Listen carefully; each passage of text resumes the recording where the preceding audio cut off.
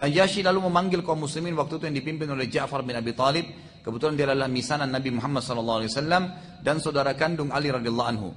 Salah satu dari pemuka sahabat tentunya. Amr bin As tadinya, ya, utusan Quraisy, berharap agar muslimin langsung saja dipulangkan, tidak usah pakai ditanya, gitu kan. Tapi Najasyi menolak dan bersikeras ingin mendengarkan penjelasan dari kaum muslimin. Kenapa kok kaum kalian ini mengusir kalian, sekarang datang lagi mau mengambil dengan cara paksa? Ada apa? Gitu. Saat tiba di hadapan Najasyi dan terjadilah pertemuan yang dihadiri oleh kedua utusan Quraisy, Abdullah bin Abi Rabi'ah tadi dengan Amr bin As, dengan Ja'far bin Abi Thalib dari utusan sahabat. Kedua orang ini, tadi orang Quraisy, Amr bin As dengan Abdullah bin Rabi'ah, melaporkan bahwasanya keburukan tentang kata Najasyi. Kedua orang ini, ya, Abdullah bin Rabi'ah dengan Amr bin As, menceritakan tentang keburukan kalian nih, kaum muslimin. Sekarang saya mau dengar dari kamu Ja'far. Siapa kalian ini dan apa keyakinan kalian gitu? Dan kenapa masyarakat kalian mengusir kalian dari Mekah, lalu sekarang mau ngambil kalian dengan paksa lagi kembali ke sana? Kata Ja'far. Lalu Ja'far pun bicara dengan penuh kejujuran sebagai seorang muslim. Dan ini perlu sekali, jujur itu akan membuka pintu kebaikan. Kata Nabi SAW, lazimilah, peganglah kejujuran itu, walaupun di depan mata kalian lihat kehancuran. Dan jauhilah bohong, walaupun depan mata kalian lihat keberhasilan. Islam itu memang seperti itu. Harus yakin kepada Allah SWT. Allah akan nanti berikan jalan keluar.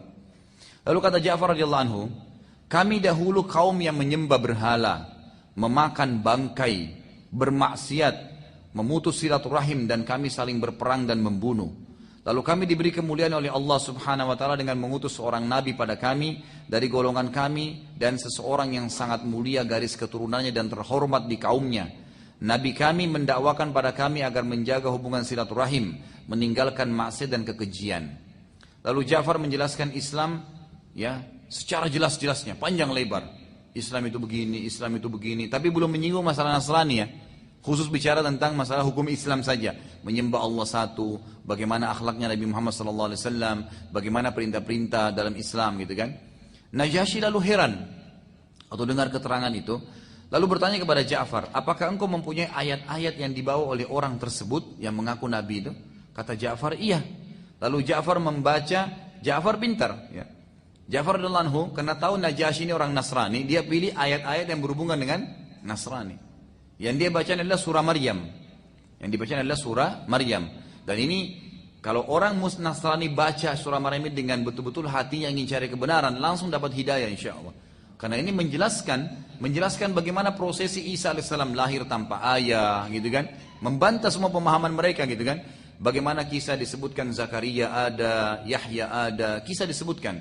Maka kita akan bacakan surah Maryam urutan 19 ayat 1 sampai ayat 15. A'udzubillahi minasyaitonirrajim. Kaf ha ya ain sad.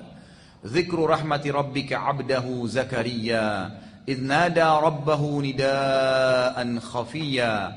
Qala rabbi inni wahana al-'azmu minni washta'ala ar-ra'su shayban wa lam akum bidu'aika rabbi shaqiyya.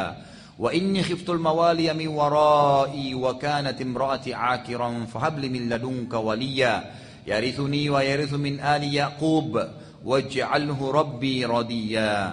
Ya Zakaria inna nubashshiruka bigulamin ismuhu Yahya lam naj'al lahu min qablu samiyya. Qala rabbi anna yakunu li gulamun wa kanat imraati aqiran wa qad balagtu min al-kibari 'itiyya. Qala kadzalika qala rabbuka huwa 'alayya hayyinun wa qad khalaqtuka min qablu wa lam taku syai'a.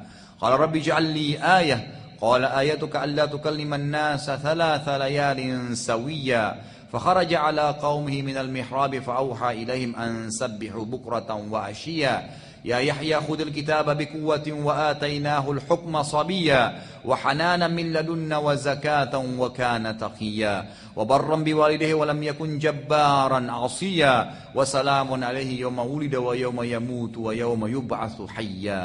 Ini 15 ayat. Ini baru saya yang baca, ya. Bagaimana kalau Ja'far radhiyallahu anhu yang baca gitu? Baik, yang pertamanya kaf ha ya ain sad. Ini huruf-huruf pertama dalam Al-Quran yang hanya Allah yang tahu maknanya atau nama surah itu. Cuma dua pendapat. Dan tidak boleh kata ulama ya kita menafsirkan yang lain-lain. Seperti banyak teman-teman kita yang dari tarekat itu banyak menerjemahkan macam-macam, gitu kan? Ini tidak dibenarkan. Kaf itu maksudnya ini, ya maksudnya ini. Ini tidak sesuai dengan tafsir yang sebenarnya. Karena para nabi dan Nabi SAW dan para sahabat tidak pernah menjabarkan itu. Beriman sesuai dengan dia turunnya. Yang kedua, yang dibacakan ini adalah benar-benar penjelasan tentang rahmat Allah, Tuhan kalian kepada hambanya Zakaria. Perhatikan di sini, di surah Maryam cerita tentang Zakaria dan orang Nasrani tahu betul siapa itu Zakaria. Zakaria adalah pamannya Maryam. Maryam adalah ibunya Isa. Jadi ini satu keluarga nih yang lagi diceritain nih, ya, satu keluarga. Lalu dikatakan ayat ketiga, yaitu takala Zakaria berdoa kepada Tuhannya dengan suara yang lembut. Kenapa suara lembut? Saya pernah jelasin, ingat gak? Dulu saya pernah jelasin untuk masalah doa. Jadi Nabi Zakaria ini menikah dengan istrinya, itu umurnya dia 30 tahun, istrinya 20 tahun. Ternyata istrinya Zakaria ini alaihissalam mandul. Nabi Zakaria tidak tahu awalnya, berdoa minta anak. 10 tahun berdoa, belum dikasih.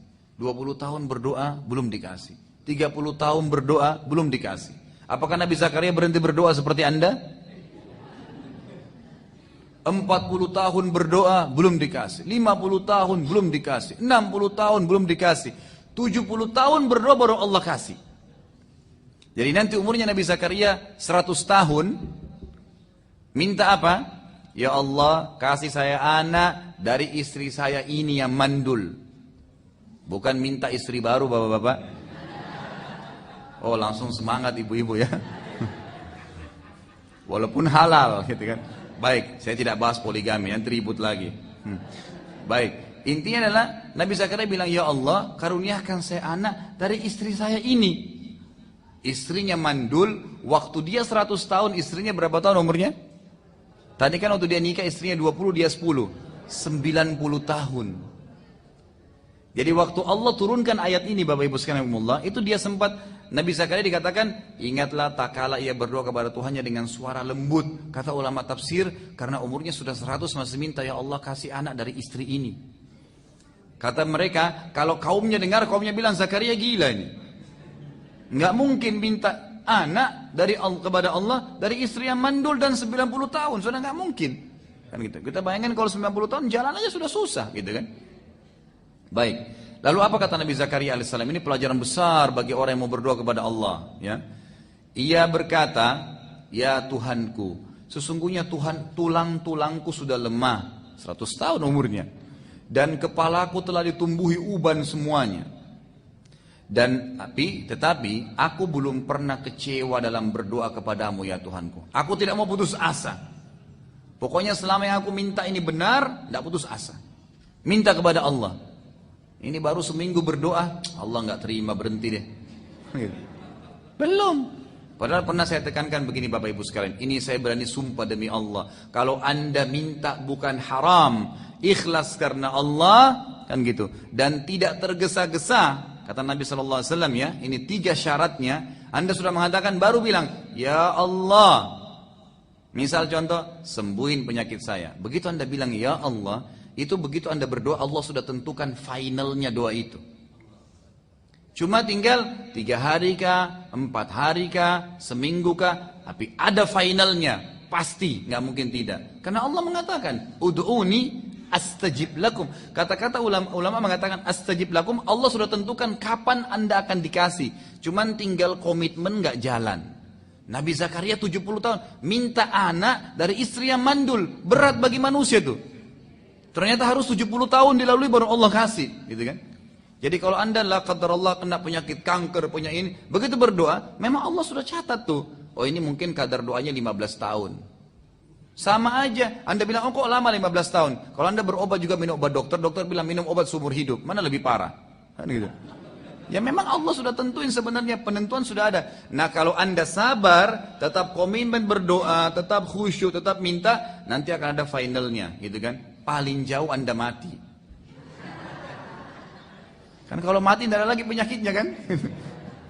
Sudah aman, sudah di akhirat gitu kan. Dan kalau kita lalui masa cobaan ini ada pahalanya. Nggak ada yang sia-sia loh. Anda kalau ajukan proposal ke gubernur atau wali kota, itu lagi antri, nunggu, nggak dapat apa-apa. Dapat duit nggak? Enggak. Tapi kalau Anda lagi ngantri terima doa, itu dapat pahala tuh. Sementara ngantri itu dapat pahala. Ngantri aja. Apalagi kalau sudah sampai. Anda sabar berdoa kan ada titik finalnya. Kan gitu. Biasanya kita nggak sabar.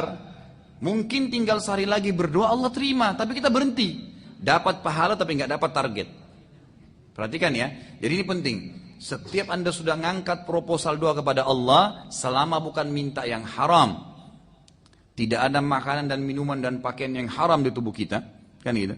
Kemudian tidak tergesa-gesa dalam mengucapin jawabannya, maka insya Allah akan diterima oleh Allah Subhanahu Wa Taala. Sebagaimana sabda Nabi Sallallahu Alaihi Wasallam, ada orang yang rambutnya berantakan, bajunya kotor, hidupnya susah sekali, tidak pakai sendal, lalu angkat tangan ke langit mengatakan, ya Allah, bagaimana Allah bisa kasih makanannya haram, minumannya haram, pakaiannya haram, tidak bisa ditolak oleh Allah Subhanahu Wa Taala.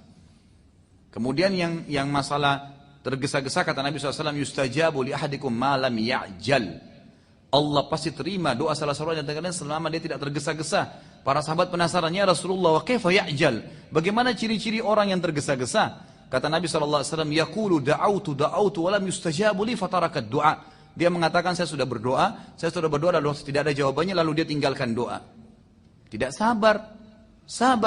Proses dalam Islam itu ada pahalanya. Maka saya sering bahasakan begini, nikmatilah proses hidup Anda. Lagi sholat tahajud nikmatin, lagi berdoa nikmatin, lagi makan nikmatin. Jangan menghayal yang lain. Kalau lagi makan nasi sama ikan, hayalannya ayam, tidak enak ikannya. Iya kan? Kalau lagi sholat di sejadah yang biasa, jangan membayangkan sejadah yang besar, yang bagus. Biasa saja nikmatin yang ada. Nikmatin prosesnya maka akan aman insya Allah. Gitu kan? Perhatikan apa kata Allah Subhanahu Wa Taala di sini. Dia berdoa dengan begitu dan dia katakan, saya tidak pernah putus asa ya Allah. Terus berdoa. Ada targetnya.